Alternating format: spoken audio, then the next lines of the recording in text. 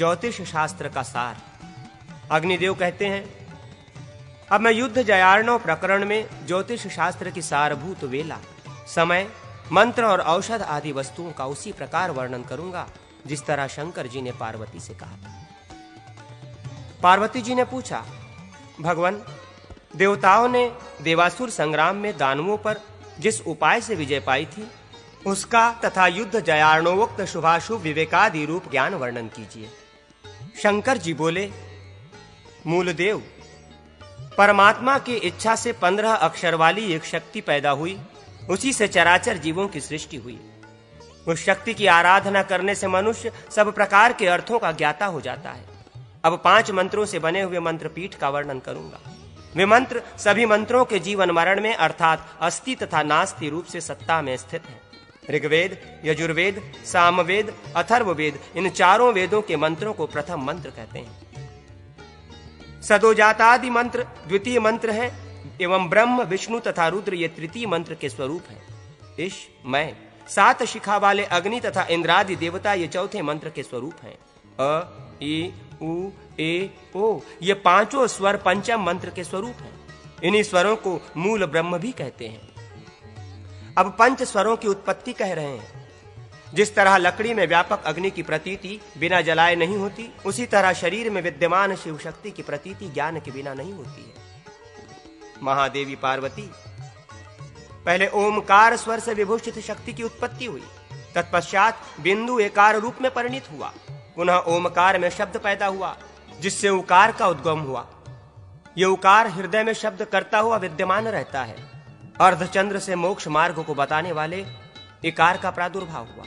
तदनंतर भोग तथा मोक्ष प्रदान करने वाला अव्यक्त अकार उत्पन्न हुआ। वही अकार सर्वशक्तिमान एवं प्रवृत्ति तथा निवृत्ति का बोधक है। अब शरीर में 5 स्वरों का स्थान कह रहे हैं। अस्वर शरीर में प्राण अर्थात श्वास रूप से स्थिर होकर विद्यमान रहता है, इसी का नाम इडा है। इकार प्रतिष्ठा नाम से रहकर रस रूप में तथा पालक स्वरूप में रहता है, इसे पिंगला कहते हैं। ईश्वर को क्रूरा शक्ति कहते हैं। हर बीज उकार स्वर में शरीर में अग्नि रूप से रहता है, यही समान बोधि का विद्या है, इसे गांधारी कहते हैं। इसमें दहनात्मिकता शक्ति है। एकार स्वर शरीर में जल रूप से रहता है, इसमें शांति क्रिया है तथा ओकार स्वर शरीर में वायु रूप से रहता है। ये अपान, व्यान, उदान आदि 5 स्वरूपों में होकर स्पर्श करता हुआ गतिशील रहता है। 5 स्वरों का सम्मिलित सूक्ष्म रूप जो ओमकार है वो शांत्यतीत नाम से बोधित होकर शब्द गुण वाले आकाश रूप में रहता है। इस तरह 5 स्वर अ, ई, उ, ए, ओ हुए, जिनके स्वामी क्रम से मंगल, बुध, गुरु, शुक्र तथा शनि ग्रह हुए। ककरादि वर्ण इन स्वरों के नीचे होते हैं। यही संसार के मूल कारण है। इन्हीं से चराचर सब पदार्थों का ज्ञान होता है। अब मैं विद्यापीठ का स्वरूप बतलाता हूँ, जिसमें ओमकार शिव रूप से कहा गया है और उमा स्वयं सोम अर्थात अमृत रूप से है। इन्हीं को वामा, ज्येष्ठा तथा रौद्र शक्ति भी कहते हैं। ब्रह्मा, विष्णु तथा रुद्र क्रमशः ये ही तीनों गुण हैं एवं सृष्टि के उत्पादक, पालक तथा संहारक हैं। शरीर के अंदर 3 रत्न नाड़ियां हैं, जिनका नाम स्थूल, सूक्ष्म तथा पर है। इनका श्वेत वर्ण है। इनसे सदैव अमृत टपकता रहता है, जिससे आत्मा सदैव आप्लावित रहता है। इस प्रकार उसका दिन रात ध्यान करते रहना चाहिए। देवी, ऐसे साधक का शरीर अजर हो जाता है तथा उसे शिव सायुज्य की प्राप्ति हो जाती है। प्रथमतः अंगुष्ठ आदि में, नेत्रों में तथा देह में भी अंगन्यास करें। तत्पश्चात मृत्युंजय की अर्चना करके यात्रा करने वाला संग्राम आदि में विजयी होता है। आकाश शून्य है, निराधार है तथा शब्द गुण वाला है। वायु में स्पर्श गुण है, वो तिरछा झुककर स्पर्श करता है। रूप की अर्थात अग्नि की उधर्व गति बतलाई गई है तथा जल की अधोगति होती है। सब स्थानों को छोड़कर गंध वाली पृथ्वी मध्य में रहकर सबके आधार रूप में विद्यमान है।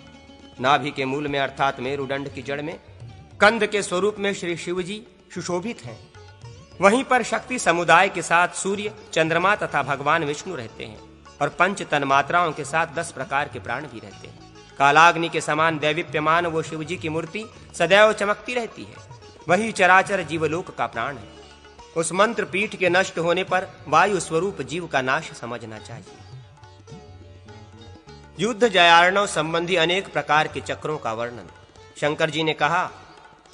ओम हिम कर्णमोटिने बहुरूपे बहुसदंडे फट ओम हम ओम ग्रस ग्रस क्रंत कृच्छक कृच्छक पोम फट। इस मंत्र का नाम कर्णमोटी महाविद्या है। ये सभी वर्णों में रक्षा करने वाली है। इस मंत्र को केवल पढ़ने से ही मनुष्य क्रोधाविष्ट हो जाता है तथा उसके नेत्र लाल हो जाते हैं। ये मंत्र मारण, पातन, मोहन एवं उच्चाटन में उपयुक्त होता है। अब स्वरोदय के साथ 5 प्रकार की वायु का स्थान तथा उसका प्रयोजन कहता हूं। नाभि से लेकर हृदय तक जो वायु का संचार रहता है उसको मारुत चक्र कहते हैं। जप तथा होम कार्य में लगा हुआ क्रोधी साधक उससे संग्रामादि कार्यों में उच्चाटन कर्म करता है। कान से लेकर नेत्र तक जो वायु है उसे प्रभेदन कार्य करें एवं हृदय से गुदा मार्ग तक जो वायु है उससे ज्वर, दाह तथा शत्रुओं का मारण कार्य करना चाहिए। इसी वायु का नाम वायु चक्र है। हृदय से लेकर कंठ तक जो वायु है उसका नाम रस है। इसे ही रस चक्र कहते हैं। उससे शांति का प्रयोग किया जाता है तथा पौष्टिक रस के समान उसका गुण है। भौं से लेकर नासिका के अग्रभाग तक जो वायु है उसका नाम दिव्य है। उसे ही तेजस्व चक्र कहते हैं। गंध इसका गुण है तथा इससे स्तंभन और आकर्षण कार्य होता है। नासिकाग्र में मन को स्थिर करके साधक निसंदेह स्तंभन तथा किलन कर्म करता है। उपर्युक्त वायु चक्र में चंडघटा, कराली, सुमुखी, दुर्मुखी, रेवती, प्रथमा तथा घोरा इन शक्तियों का अर्चन करना चाहिए। उच्चाटन करने वाली शक्तियां तेजस चक्र में रहती हैं। सौम्या, भीषणी, देवी, जया, विजया, अजीता, अपराजिता, महाकोटि, महारौद्री, शुष्क काया, प्राणहरा ये 11 शक्तियां रस चक्र में रहती हैं। विरूपाक्षी, परा, दिव्या, 11 आकाश मातृकाएं, संहारी, जातहारी, दृष्टनला, शुष्करेवती, पिपीलका, पुष्टिहरा, महापुष्टि, प्रवर्धना, भद्रकाली, सुभद्रा, भद्रभीमा, सुभद्रिका, स्थिरा, निष्ठुरा, दिव्या, निष्कंपा, गदिनी और रेवती ये 32 मातृकाएं कहे हुए चारों चक्रों मारुत, वायु, रस, दिव्य में 8-8 के क्रम से स्थित रहती है। सूर्य तथा चंद्रमा एक ही हैं तथा उनकी शक्तियां भी भूत भेद से एक ही हैं। जैसे भूतल पर नदी के जल के स्थान भेद से तीर्थ संज्ञा हो जाती है, शरीर के अस्थि पंजर में रहने वाला एक ही प्राण कई मंडलों चक्रों से विभक्त हो जाता है। जैसे वाम तथा दक्षिण अंग के योग से वही वायु 10 प्रकार का हो जाता है, वैसे ही वही वायु तत्व रूपी वस्त्र में छिपकर विचित्र बिंदु रूपी मुंड के द्वारा कपाल रूपी ब्रह्मांड के अमृत का पान करता है। अब पंचवर्ग के बल से जिस प्रकार युद्ध में विजय होती है उसे सुनो। अ, आ, क, च, ट, त, प, य, श ये प्रथम वर्ग कहा गया है। ई, ख, छ, ठ, थ, फ, र, श ये द्वितीय वर्ग है। क, उ, ग, ज, ड, द, ब, ल, स ये तृतीय वर्ग है। ए, घ, झ, ढ, ध, भ, व, ह ये चौथा वर्ग है। ओ, औ, अम, अह, अंग, त्यंग, ण, न, म ये पंचम वर्ग है। ये 45 अक्षर मनुष्य के अभ्युदय के लिए हैं। इन वर्गों के क्रम से बाल, कुमार, युवा, वृद्ध और मृत्यु ये 5 नाम हैं। अब तिथि, वार और नक्षत्रों के योग से काल ज्ञान का वर्णन करते हैं। आत्मपीड़, शोषक, उदासीन ये 3 प्रकार के काल होते हैं। मंगलवार को प्रतिपदा तिथि तथा कृतिका नक्षत्र हो तो वे प्राणी के लिए लाभदायक होते हैं। मंगलवार को षष्ठी तिथि तथा मघा नक्षत्र हो तो पीड़ाकारक होते हैं। मंगलवार को एकादशी तिथि और आद्रा नक्षत्र हो तो वे मृत्युदायक होते हैं। बुधवार द्वितीया तिथि तथा मघा नक्षत्र का योग एवं बुधवार सप्तमी तिथि और आद्रा नक्षत्र का योग लाभदायक होते हैं। बुधवार और भरणी नक्षत्र का योग हानिकारक होता है। इसी प्रकार बुधवार तथा श्रवण नक्षत्र के योग में काल योग होता है। बृहस्पतिवार तृतीया तिथि और पूर्वा फाल्गुनी नक्षत्र का योग लाभकारक होता है। बृहस्पतिवार अष्टमी तिथि धनिष्ठा तथा आद्रा नक्षत्र एवं गुरुवार त्रयोदशी तिथि आश्लेषा नक्षत्र ये योग मृत्युकारक होते हैं। शुक्रवार चतुर्थी तिथि और पूर्व भाद्रपदा नक्षत्र का योग श्री वृद्धि करता है। शुक्रवार नवमी तिथि और पूर्वाषाढ़ा नक्षत्र ये योग दुखाप्रद होता है। शुक्रवार द्वितीया तिथि और भरणी नक्षत्र का योग यमदंड के समान हानिकारक होता है। शनिवार पंचमी तिथि और कृतिका नक्षत्र का योग लाभ के लिए कहा गया है। शनिवार दशमी तिथि और आश्लेषा नक्षत्र का योग पीड़ाकारक होता है। शनिवार पूर्णिमा तिथि और मघा नक्षत्र का योग मृत्युकारक कहा गया है।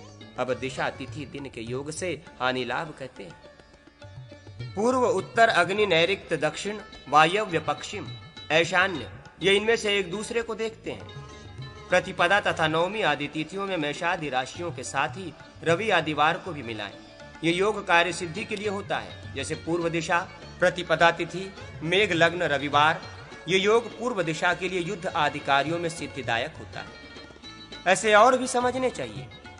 मेष से 4 राशियां अर्थात मेष, वृष, मिथुन, कर्क एवं कुंभ ये लग्न पूर्ण विजय के लिए होते हैं। शेष राशियां मृत्यु के लिए होती हैं। सूर्यादि ग्रह तथा रिक्ता, पूर्णा आदि तिथियों का इसी तरह क्रमशः न्यास करना चाहिए, जैसा कि पहले दिशाओं के साथ कहा गया। सूर्य के संबंध में युद्ध में कोई उत्तम फल नहीं होता। सोम का संबंध संधि के लिए होता है। मंगल के संबंध से कलह होता है। बुध के संबंध से संग्राम करने से अभिष्ट साधन की प्राप्ति होती है। गुरु के संबंध से विजय लाभ होता है।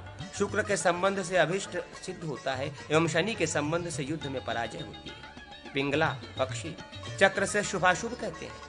एक पक्षी का आकार लिखकर उसके मुख, नेत्र, ललाट, सिर, हस्ती, कुक्षी, चरण तथा पंख में सूर्य के नक्षत्र से 3-3 नक्षत्र लिखें। पैर वाले 3 नक्षत्रों में रण करने से मृत्यु होती है तथा पंख वाले 3 नक्षत्रों में धन का नाश होता है। मुख वाले 3 नक्षत्रों में पीड़ा होती है और सिर वाले 3 नक्षत्रों में कार्य का नाश होता है। कुक्षी वाले 3 नक्षत्रों में रण करने से उत्तम फल होता है। अब राहु चक्र कहते हैं। पूर्व से नैऋत्य कोण तक, नैऋत्य कोण से उत्तर दिशा तक, उत्तर दिशा से अग्नि कोण तक, अग्नि कोण से पश्चिम तक, पश्चिम से ईशान तक, ईशान से दक्षिण तक, दक्षिण से वायव्य कोण तक, वायव्य कोण से उत्तर तक 4-4 दंड तक राहु का भ्रमण होता है। राहु को पृष्ठ की ओर रखकर रण करना विजयप्रद होता है तथा राहु के सम्मुख रहने से मृत्यु हो जाती है। प्रिय, मैं तुमसे अब तिथि राहु का वर्णन करता हूं। पूर्णिमा के बाद कृष्ण पक्ष की प्रतिपदा से अग्निकोण से लेकर ईशान कोण तक अर्थात कृष्ण पक्ष की अष्टमी तिथि तक राहु पूर्व दिशा में रहता है। उसमें युद्ध करने से जय होती है। इसी तरह ईशान से अग्निकोण तक और नैऋत्य कोण से वायव्य कोण तक राहु का भ्रमण होता रहता है। मेषादि राशियों को पूर्वादि दिशाओं में रखना चाहिए। इस तरह रखने पर मेष, सिंह, धनु राशियां पूर्व में, वृष, कन्या, मकर ये दक्षिण में, मिथुन, तुला, कुंभ ये पश्चिम में, कर्क, वृश्चिक, मीन ये उत्तर में हो जाती है। सूर्य की राशि से सूर्य की दिशा जानकर सम्मुख सूर्य में रण करना मृत्यु कारक होता है। भद्रा की तिथि का निर्णय बताते हैं। कृष्ण पक्ष में तृतीया, सप्तमी, दशमी तथा चतुर्दशी को भद्रा होती है। शुक्ल पक्ष में चतुर्थी, एकादशी, अष्टमी और पूर्णिमा को भद्रा होती है। भद्रा का निवास अग्निकोण से वायव्य कोण तक रहता है। अ, क, च, ट, त, प, य, श ये 8 वर्ग होते हैं, जिनके स्वामी क्रम से सूर्य, चंद्रमा, मंगल, बुध, बृहस्पति, शुक्र, शनि, राहु ग्रह होते हैं। इन ग्रहों के वाहन क्रम से गृध्र, उलुक, बाज, पिंगल, कौशिक, उलुक, सारस, मयूर, गोरंक नाम के पक्षी हैं। पहले हवन करके मंत्रों को सिद्ध कर लेना चाहिए। उच्चाटन में मंत्रों का प्रयोग पल्लव रूप से करना चाहिए। वश, ज्वर एवं आकर्षण में पल्लव का प्रयोग सिद्धिकारक होता है। शांति तथा मोहन प्रयोगों में नमः करना ठीक होता है। पुष्टि में तथा वशीकरण में वौषट एवं मरण एवं प्रतिविनाश के प्रयोग में हुम कहना ठीक होता है। विद्वेषण तथा उच्चाटन में फट कहना चाहिए। पुत्रादि प्राप्ति प्रयोग में तथा दीप्ति आदि में वशट कहना चाहिए। इस तरह मंत्रों की 6 जातियां होती हैं। अब हर तरह से रक्षा करने वाली औषधियों का वर्णन करूंगा। महाकाली, चंडी, वाराही, वाराहिकंद, ईश्वरी, सुदर्शना, इंद्राणी, सिंधुवार इनको शरीर में धारण करने से ये धारक की रक्षा करती है। बला, कुट, अतिबला, कंगी, भीरु, शतावरी अथवा कंटकारी, मूसली, तातमूली, सहदेवी, जाति, चमेली, मल्लिका, मोतिया, युथी, जूही, गारूड़ी, भृंगराज, भरकटैया, चक्ररूपा ये महाशौधियां धारण करने से युद्ध में विजयदायिनी होती हैं। महादेवी, ग्रहण लगने पर पूर्वोक्त औषधियों का उखाड़ना शुभदायक होता है। हाथी की सर्वांग संपन्न मिट्टी की मूर्ति बनाकर उसके पैर के नीचे शत्रु के स्वरूप को रखकर स्तंभन प्रयोग करना चाहिए, अथवा किसी पर्वत के ऊपर जहां पर एक ही वृक्ष हो उसके नीचे, अथवा जहां पर बिजली गिरी हो उस प्रदेश में वल्मीक की मिट्टी से एक स्त्री की प्रतिकृति बनाएं। हे देवी, इस मंत्र से उस मृतिकामयी देवी की पूजा करके शस्त्र समूह का स्तंभन करना चाहिए। अब संग्राम में विजय दिलाने वाले अग्नि कार्य का वर्णन करूंगा। रात में शमशान में जाकर नंग धड़ंग शिखा खोलकर दक्षिणमुख बैठकर जलती हुई चिता में मनुष्य का मांस, रुधिर, विष, भूसी और हड्डी के टुकड़े मिलाकर नीचे लिखे मंत्र से 800 बार शत्रु का नाम लेकर हवन करें। ओम नमो भगवती कौमारी लल लल लल लालय लालय घंटा देवी अमुक मारय मारय सहसा नमोस्तुते भगवती विद्ये स्वाहा। इस विद्या से हवन करने पर शत्रु अंधा हो जाता है। देवी, इस मंत्र को 38 बार जप कर लेने पर श्री हनुमान जी सब प्रकार के कार्यों को सिद्ध कर देते हैं। कपड़े पर हनुमान जी की मूर्ति लिखकर दिखाने से शत्रुओं का विनाश होता है।